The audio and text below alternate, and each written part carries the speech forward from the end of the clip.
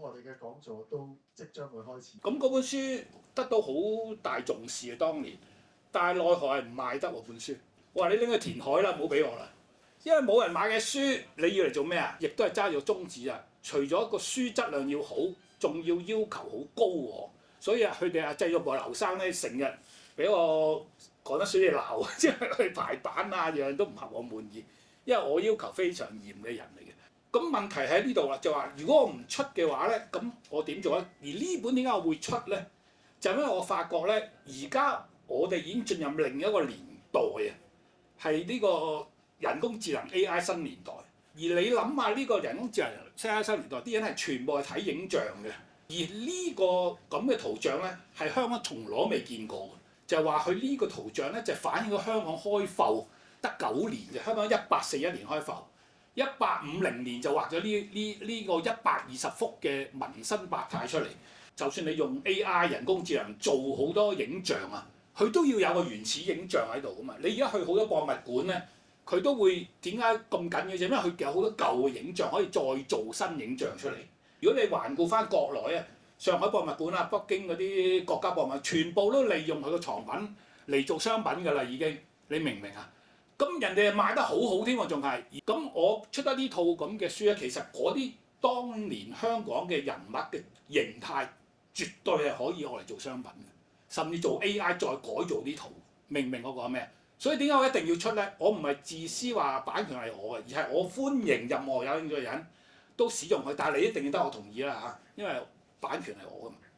咁其實我都冇所謂，因為文化嗰啲嘢絕對係支持嘅。好似我嗰本黑白二我第一次出嗰陣時咧，石硤尾老人中心問我攞相，裝修佢成個老人中心。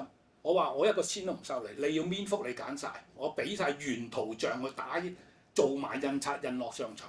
呢啲善事我一定係做嘅，明唔明啊？但係相反地，如果你係商業用途咧，就係一定要傾㗎啦。明唔明我講咩啊？今日我哋嘅主題咧就係講其實都係本書啦嚇，即係本書個內容最主要都係講翻香港早期華人嘅形象啊，個影像好多學者寫過，咁我自己亦都睇過多原始資料。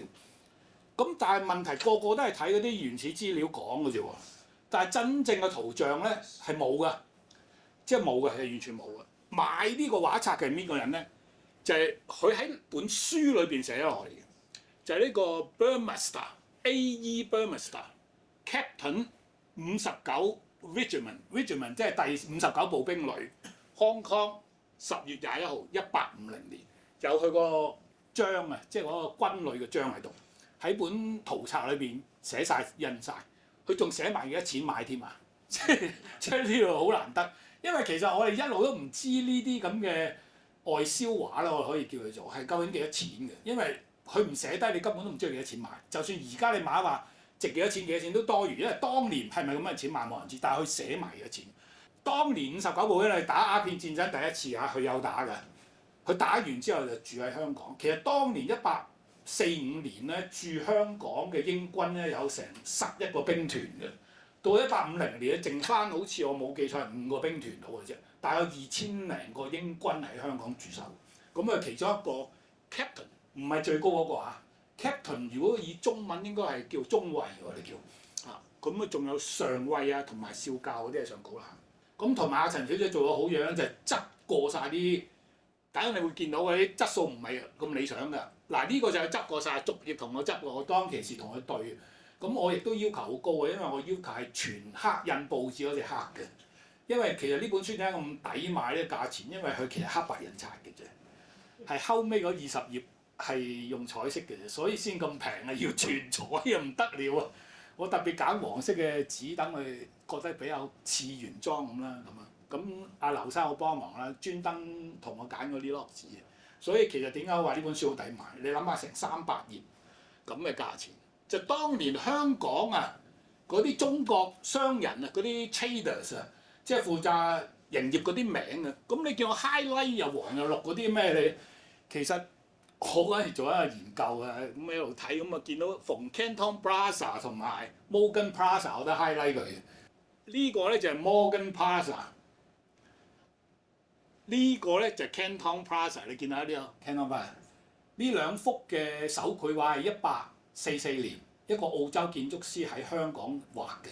咁其實呢度係咩位置咧 ？Canton Plaza 呢度就係 Morgan Plaza， 呢度英軍，其實呢度係金鐘廊啊，呢度就係 Pacific Place 嚟嘅 PP 嚟嘅。Exactly 而家 Pacific Place 嘅太古廣場就係喺呢度位。講出咩道理俾你聽啊？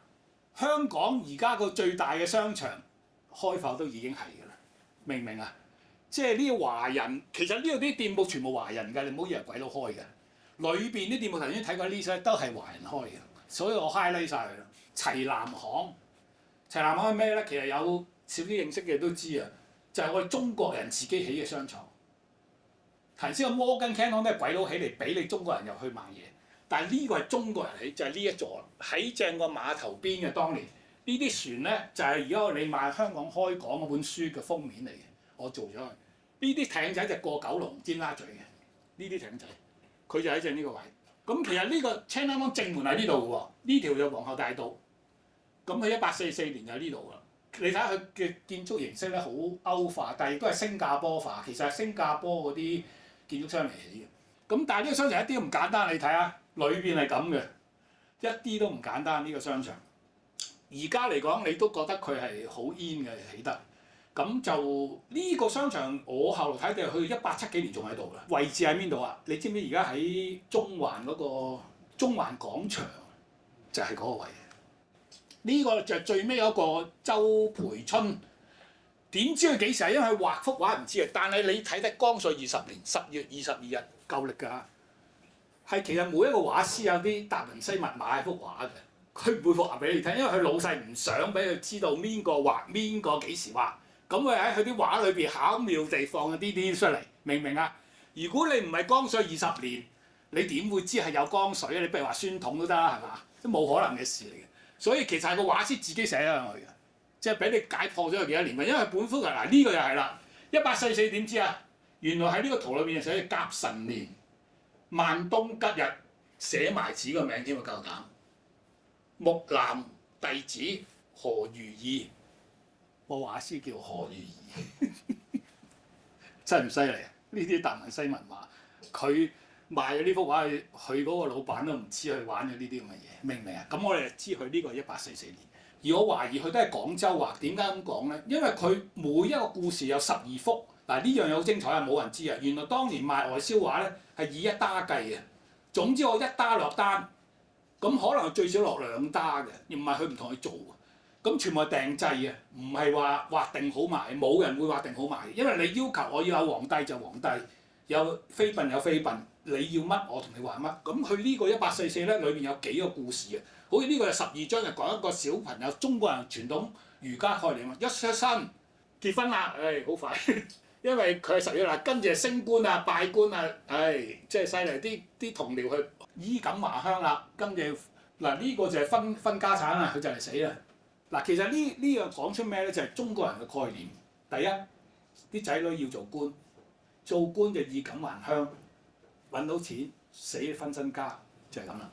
其實呢個中國人概念，佢畫晒出嚟，即係唔係鬼佬要求喎，係佢嗰個畫師畫出嚟。譬如紡織業，佢12張圖講晒紡織，跟住木工業12張圖木工業，跟住嗱。呢啲咁嘅木工製作嘅圖咧，1844係冇人見過，係點樣做？佢12幅畫晒出嚟，做家私、做凳啊、做床啊、做夾萬都有啊。呢幅圖咧就係原裝嘅，點解會變成你驚幾邋遢？幾邋遢？跟住唔知邊個手多啊？啲鬼佬咧就變咗紅色，畫到一撇嘢咁樣。咁我覺得唔得啊，同佢還原翻呢個啦。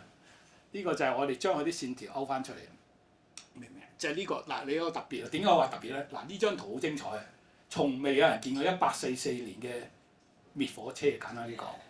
咁其實香港所有嘢由開埠都係由廣州傳落嚟，所以我估計呢啲技術都係由廣州買咗啲英國消防車，抄到十足十，一路傳到香港。所以當年香港開埠，太平山街用啲救火車都係呢啲嚟嘅啫。嗰陣時英國佬都未有，佢哋最先用消防車嚟救火。但係香港因為早期嗰啲屋咧唔係咁好啊，即係差唔多隔幾年都火燭㗎。試過你都睇歷史資料，150幾年咧係哇成日燒晒成個上環嗰邊嘅，就燒晒。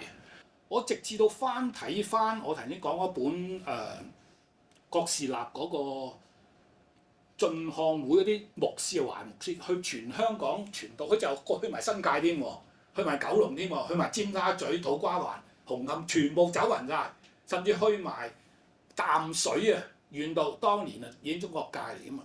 佢係每去嗰地方就揾嗰啲店鋪揼印寫埋乜乜店鋪。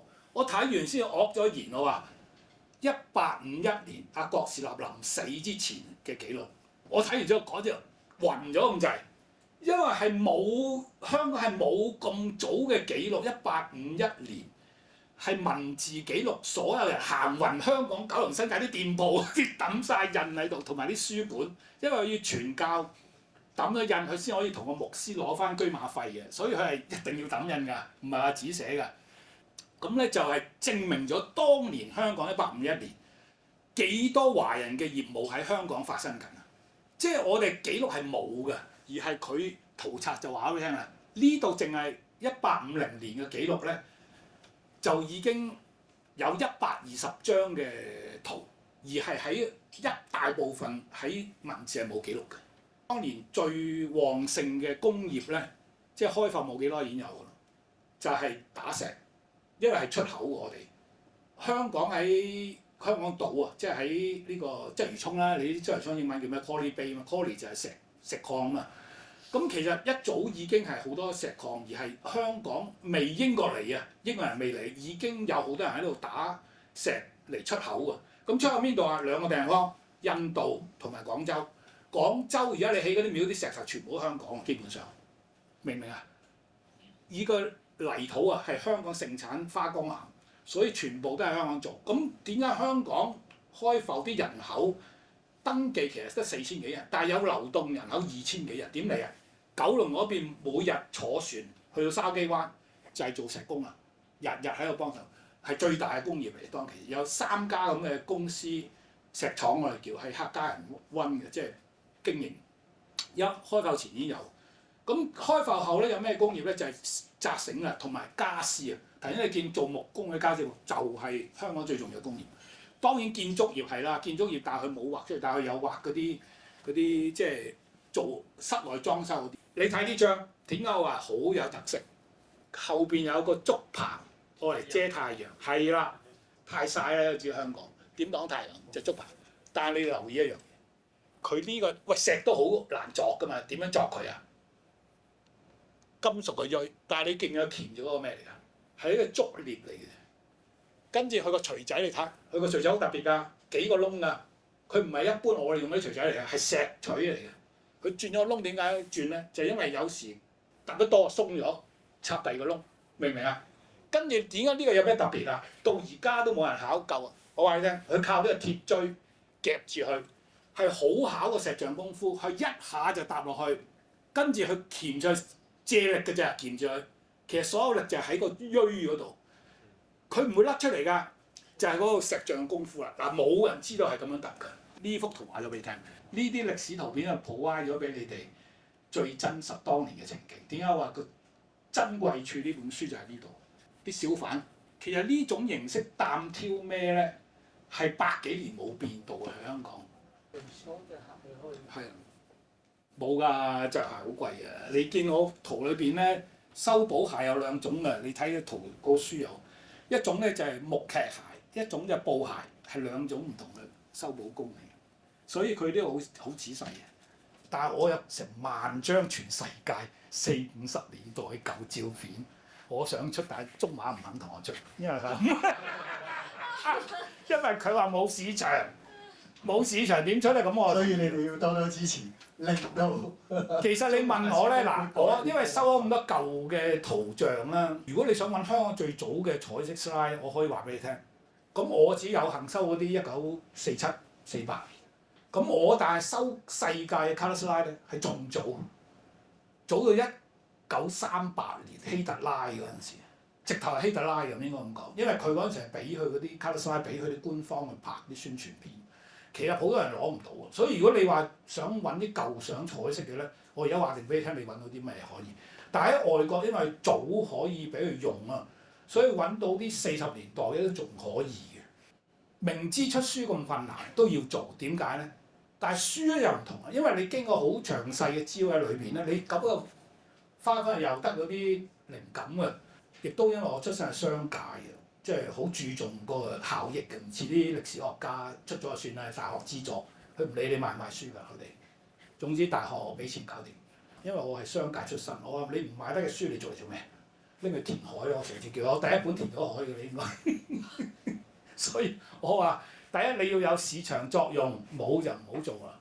我係唔係好似佢哋咁抄文獻，然後自己諗個主題去 support 佢自己見解？我係倒翻轉嘅，我係睇咗實物有啲咩嘢，好似頭先呢啲圖，我會係逐串咁睇你。佢揼緊張劇，點解張劇呢個係兩粒木嘅咧？咁我係逐樣去諗嘅。即係咁樣睇落，你係睇咗好多嘢嘅，好多人睇唔到。咁亦都係我研究歷史嘅入手方法。咁咪逐樣逐樣去抄啦。咁然後你就睇到嘅嘢更加大。咁呢本《民生百態》咧，其實我最希望出咧，因為你見全部都係圖嚟，裏邊啲圖個圖點解個特別之好？就話就係認真每一頁睇，好有趣，好有趣。因為佢裏邊每個細節，如果你有揭咧，佢裏邊有講到我哋當年喺香港生活裏邊有啲我哋係而家都冇咗嘅行業，去有呢度，有啲今天都仲有嘅，都有喺度。咁你就會好似翻以前，究竟嗰陣時香港係點嘅咧？係冇人話到俾你聽，但係呢幅圖話咗俾你聽，120個 activities 喺度，明唔明啊？即係連所有著作都冇咁多行業嘅。其實點解我要出圖冊就係、好似話齋，而家 AI 智能社會，智能之中咧圖像都仲係好緊要。如果我唔提供啲圖像，自己收埋喺床有咩意思啫？係咪先？多謝各位，多謝。